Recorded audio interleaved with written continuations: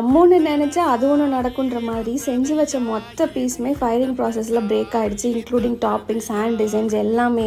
So ஃபர்ஸ்ட்லேருந்து பண்ணக்கூடிய நிலைமைக்கு நான் வந்து தள்ளப்பட்டேன். நிறைய பேருக்கு தோணும் உடஞ்சா என்ன திரும்ப பண்ணிக்கலாம்ல அப்படின்னு. பட் அப்படி இல்லை. இந்த டிசைன் மட்டும் இல்லை, அதோட லெட்டர்ஸ், டாப்பிங்ஸ் எல்லாமே நான் மேக் பண்ணி ட்ரையிங் ப்ராசஸ்க்கே முடிக்கிறதுக்கு எனக்கு 15 days மேலே ஆச்சு. 15 days ஆயிடுச்சேன்னு தான் நான் ஃபயரிங் ப்ராசஸ்க்கே கொடுத்தேன். பட் அன்ஃபார்ச்சுனேட்லி எல்லாமே பிரேக் ஆகிடுச்சு. பிகாஸ் ரெய்னி சீசனில் கரெக்டாக ட்ரை ஆகலை போல். வந்து நேம் போர்டு ஆர்டர் பண்ணுறதுக்காக வந்து பார்த்துட்ருக்கீங்கன்னா எங்களுக்கு கொஞ்சம் இனஃபான டைம் கொடுத்தீங்கன்னா இந்த ரெய்னி சீசனில் எங்களுக்கு கொஞ்சம் ஈஸியாக இருக்கும் ஒர்க் வந்து ஃபினிஷ் பண்ணேன். இந்த பர்டிகுலர் நேம் போர்டு டிசைன்ஸ் மட்டும் இல்லை, ஜுவல்லரி டிசைன்ஸுமே நான் சொன்ன குறிப்பிட்ட டைமில் சென்ட் பண்ண முடியாமல் இருக்க ஒரே ரீசன் வந்து இந்த மாதிரி பிரேக்கேஜ் ப்ராப்ளம் வந்து ஃபயரிங் அப்போ இருக்கிறது தான்.